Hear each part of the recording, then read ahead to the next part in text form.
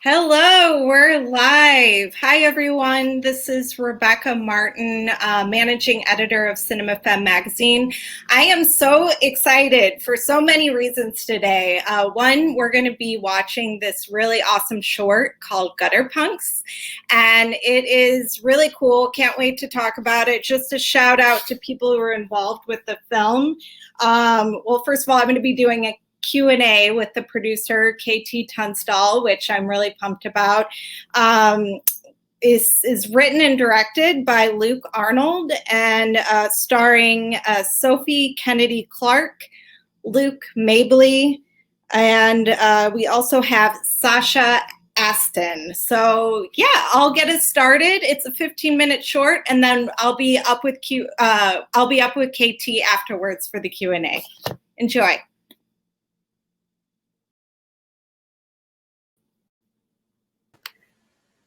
Hello. Hi, KT. Hi, everyone. How are you doing in LA? Right? Is that? Yes, I'm doing great. My life is the same as it was in March. Oh, right.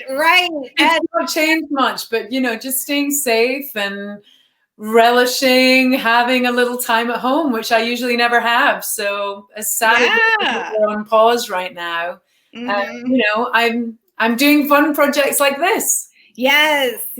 And I'm just really excited to, talk to you about, well, a couple different things, but I think your journey is so interesting. I watched recently your address that you did at Oxford, way back in 2016. And I was just like, this woman is amazing, Yeah. So, but anyways, we're here first to talk about the short film. So I was wondering what drew you to this project and how did you, what drew you to this project? So Luke Arnold, the writer and director, and Sophie Kennedy Clark, the amazing star in the show, and also producer on the film, I knew them socially, and they had kind of, seeded this project where Sophie loved this idea of being the troll rather than being, the pretty female whatever, virginal lead or the crazy lead or the whatever, playing a slightly different role than expected. And Luke had expanded that into this short film script, and we were talking about it, and I loved the idea of the whole thing and the kind of layers of it, and the fact that they were making this film that's essentially kind of, it's got this sugary quality to it, but it's actually covering really heavy themes of losing a parent, of homelessness, of forgiveness, of redemption, of the spectrum of female characters in movies in general. And so I just love the project and just said, look, how can I help? What can I do? I want to be part of the team.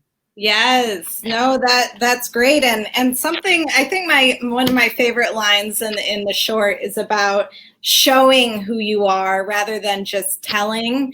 I love how Sophie, that when she's talking about her pink hair, and then she's like, sometimes you just have to show them. And I couldn't help thinking about you and just how you're a shower. And how did you feel like connected with that main character? Hugely. I mean, my experience of actually becoming a musician as a career was really long. It was a dream that entered my soul at kind of 15, and then it didn't happen until I was 30. And so it was at least 10 years, like all of my 20s, with pretty much almost everyone, bar a couple of people around me, saying, you're crazy, you're dreaming, it's never going to happen, give up, get a proper job, you're a loser. And you just know that they're wrong. And you have to kind of somehow dig deep to find that determination to know that you're on the right path, even if it seems wrong. Sometimes you're going in the right direction, even though things aren't necessarily all flowing to you in abundance. And actually that experience of fighting for what feels right is the making of you in the end. It's your story. Like, who wants to hear a story about someone who has a dream and then does it and does great? Right. That's boring. Yeah. No, that's not the story I want to see. And, I think I really like the ending of the short because, even though she, I guess there's no spoilers because we've all watched it, but even though she stole the money, it just seemed like the girl is just kind of renewed in her confidence and who she is. And, she was doing what she had to do to go to London, even though it was kind of wrong and stealing the money. But back to your point about show them.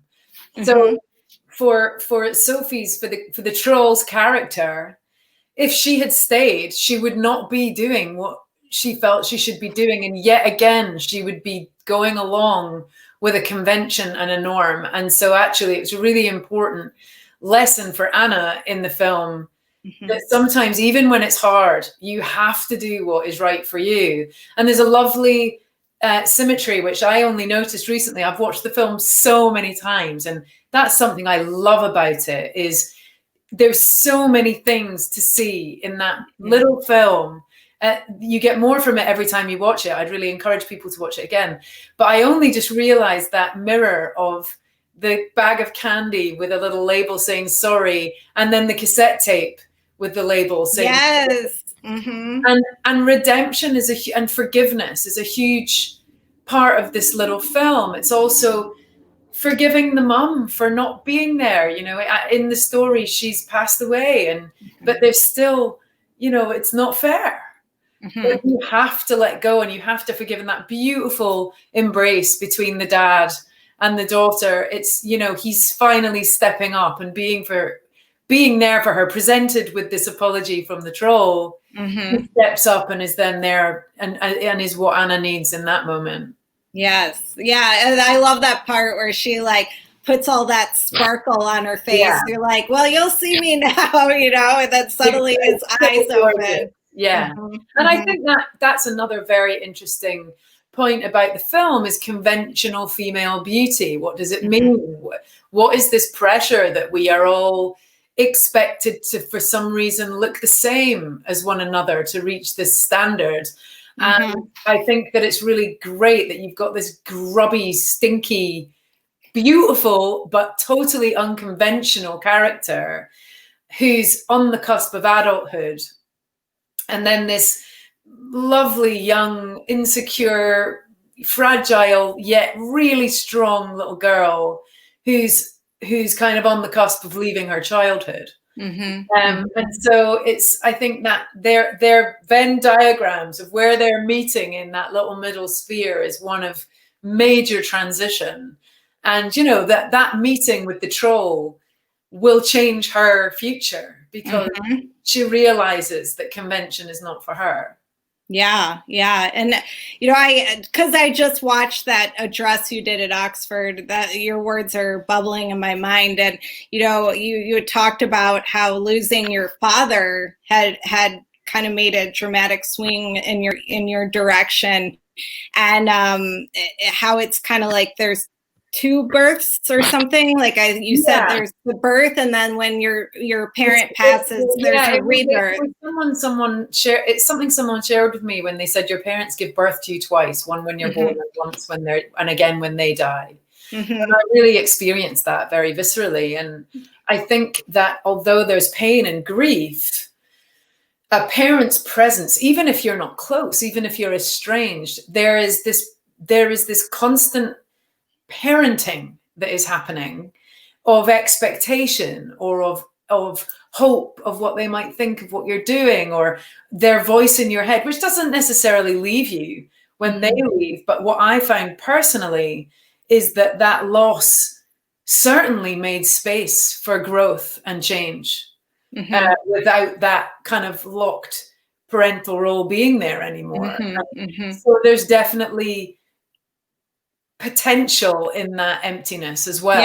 Yeah. And I saw that in the film because, you know, I believe you do the narration of the mother in the I did. I was the voice of her mom on the tape. Yeah. Exactly. And, you know, when it's almost like the troll that comes in, she's kind of like the rebirth in a sense, you know, like she's lost her mother. She's not quite sure where she's at. You know, she hears the story of the troll and then the troll comes into her life and there's some sort of rebirth. So I couldn't help but think of that, what you had said. So, and even the mother who isn't present, I think they actually did shoot some flashback scenes with the mum, Martha, but they ended up not needing to use them because it's very clear that she was a visionary. She was an entrepreneur. She was full of energy, full of life, full of love, full of color, but, you know, a dreamer and a manifester. She was about to open this amazing shop that was just going to bring everyone joy. And so even that female character who isn't present, you see is kind of bestowing upon Anna a standard of following dreams. Yeah. Oh, that's great. And I love this song, that the Gutterpunks song that you put in it. What was your inspiration? I mean, I could totally get the essence of the film in the song. All the colors, which are just incredible. I love the grading on this film, and I love the use of color in the film. And I love that it's unabashedly girly, whilst also going against some of those old tropes of girliness, you know. But it made me think of the 90s. It really made me kind of go back to kind of punky hair and crazy makeup and so I was sort of thinking about the Lemonheads when you know, I think just even the color yellow was like making me think of the Lemonheads, and just those, like, you know, obviously it's Gutterpunks, so it's an homage to punk, and it's thinking about the Ramones and that throwaway, shouted, unabashed, just energy, and it's certainly not about perfection. So it's very scrappy, and that's exactly right, I think.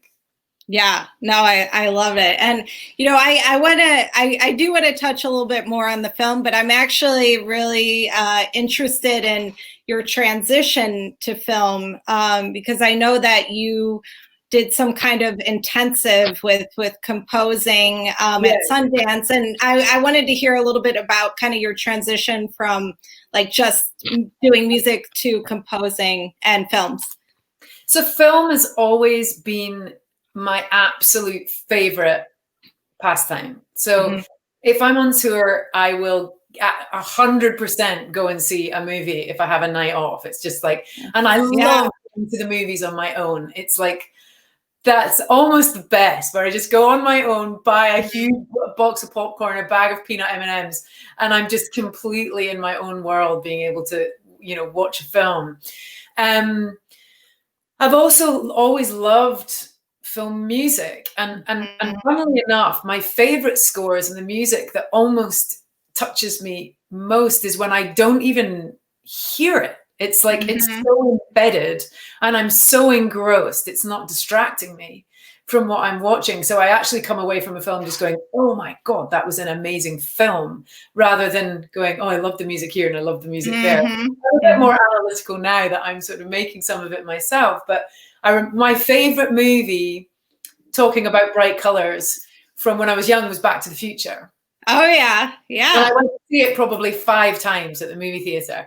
And then, you know, fast forward, you know, 30 years, and I was very lucky to be picked onto the Sundance Film Composers Lab. So they do all these different labs, directors labs. So Quentin Tarantino and Guillermo del Toro both came through the Sundance Directors Lab. And simultaneously, they'll be doing actors labs, they'll be doing composer labs.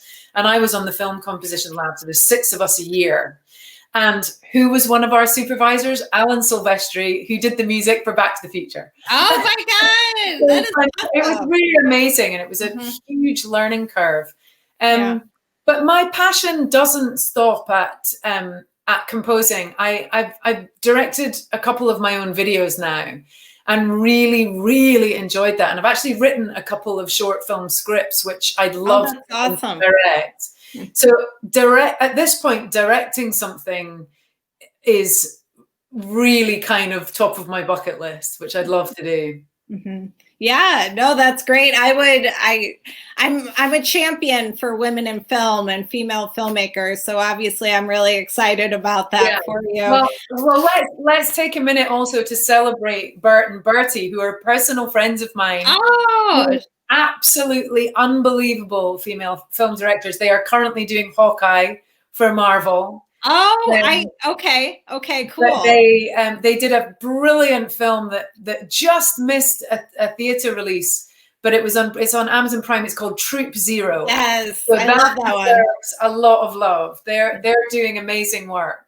Mm-hmm. Yeah, no, that was actually recently I put a top 50 together for Cinema Femme, and that was definitely on the list. So, and then I wanted to ask you a question about, since you're doing a lot of different things now with composing, producing, directing, and all that, and like I said, I watched that address you gave at Oxford, and I loved what you read, that piece about beauty of uncertainty, and I was just curious if you use that kind of as a model for the creative projects you choose. The essay, you mean? Yes. Yeah, so the essay I read in a hotel room in this beautiful art magazine called Hobo. I'm not sure if it's still going out of Toronto. Vancouver. And the writer, Brian Hendricks, who's very sadly passed now, he wrote this phenomenal essay called The Beauty of Uncertainty. Please Google it and read it. It's just brilliant. And it's saying you have to allow for uncertainty to actually find potential for the unknown and for greatness that you haven't even imagined. If you plan everything, you will be smacked in the face by, failure and by surprise and by life. There's that saying, if you want to make God laugh, tell her your plans. Right.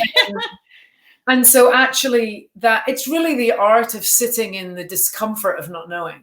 Mm-hmm. And if you can sit in that, then perhaps greater things will come your way than you ever imagined. Mm-hmm. And yes, it's a really, really hard lesson, that one. Mm-hmm. I think we're all sitting in that right now globally, which is just the weirdest. I mean, that collective energy of all of us in this moment of uncertainty is significant. And I think that it has to be partnered with reflection. Mm-hmm. What do I want to do?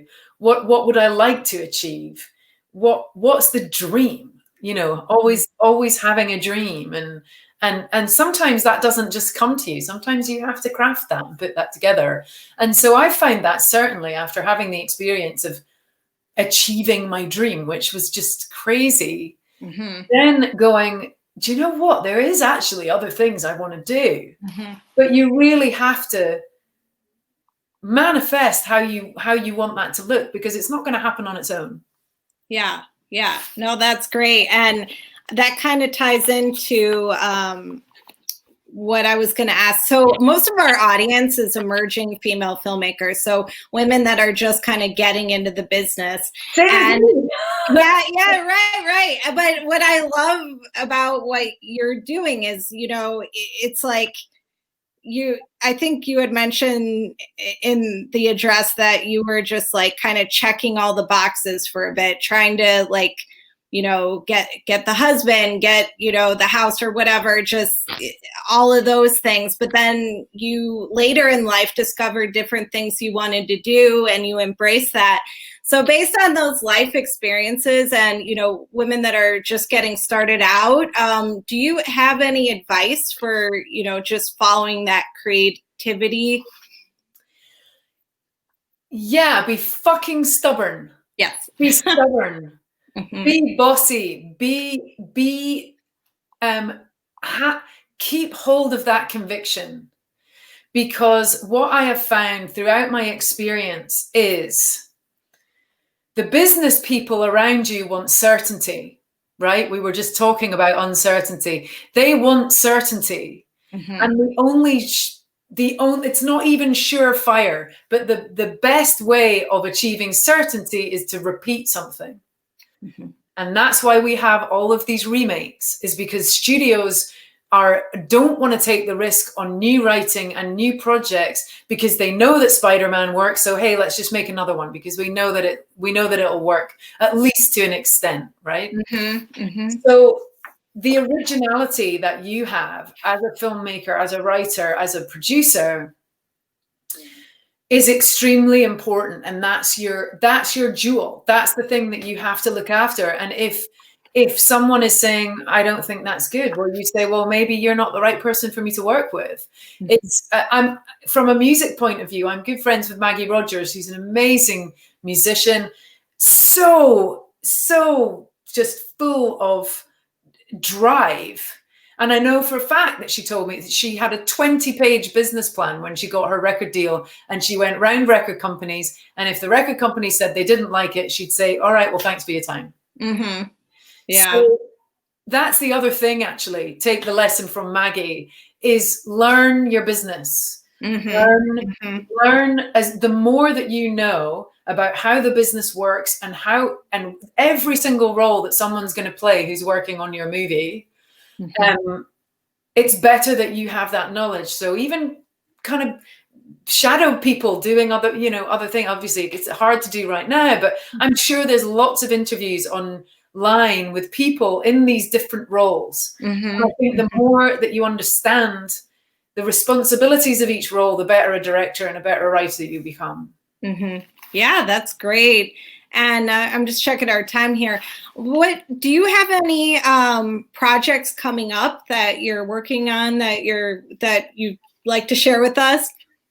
Well, I'm working on a few things, but I'm writing a musical, but I'm not allowed to say anything about it, which is really annoying. I want to tell you all about it. But yes, I'm writing a musical for the stage with a team in London.